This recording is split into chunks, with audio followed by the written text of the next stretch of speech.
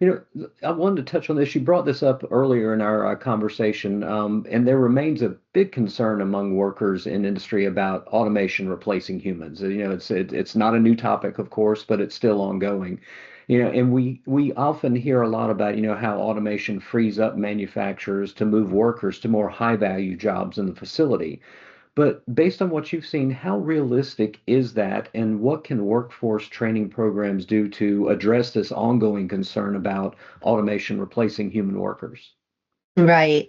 Before we talk about the realisticness of upskilling and moving people into these jobs, I really want to talk about, again, the importance of striking that balance, as I said earlier, between automation and robots replacing humans.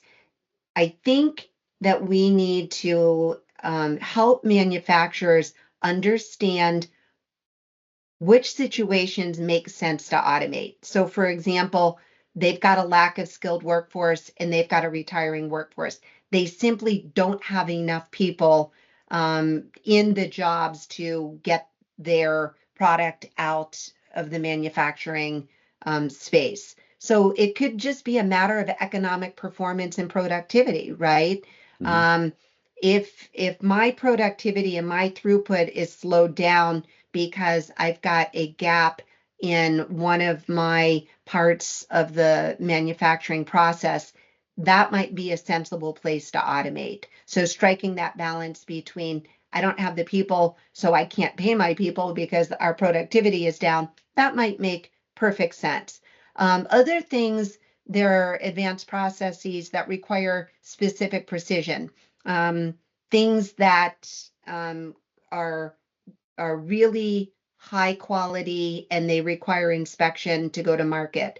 I know, for example, surface treatments on an airplane wing or the wings on any component of the military, right? They cannot fly if they don't pass certain levels of inspection. And back in the day, what I've heard from people is, let's say we've got 3 shifts. So I'm on shift 1 and I'm sanding and I'm grinding in a forward motion, and you're on shift 2 and you're sanding and grinding at a different strength than I am in a different motion.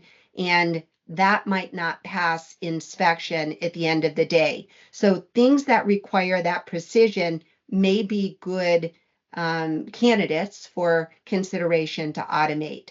And then finally, we talked about those dirty, dull, dangerous jobs. Things that improve worker safety and well-being should be considered in those solutions to automate. So the first thing to know is there are intentional reasons to strike that balance between automation and upskilling the people. But how realistic is it to shift the high value jobs?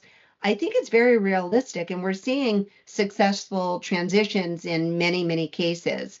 Automation is definitely going to change the nature of certain jobs, but it also creates new opportunities, often higher skilled and better paying roles. I think the challenge is to ensure that the workers are part of the decision process and that they're really prepared for these technological shifts. So, easy things to consider about workforce training is emphasize the human robot collaboration, that they're not enemies, they are safe to work alongside. Encourage the lifelong learning, encourage people to step outside of what the traditional functions are and embrace those new functions. I think the manufacturers really have to prioritize reskilling and upskilling and make it part of that lifelong learning journey and make it part of their key investments. And by doing so, you've got to expand the accessibility. We should not expect workers to have to step away from their work and not get paid so that they can get upskilled. So that accessibility to online training, bringing training in, having a cohort of your workers go and take the same class so that they're all ready and able when the technology solutions come on board.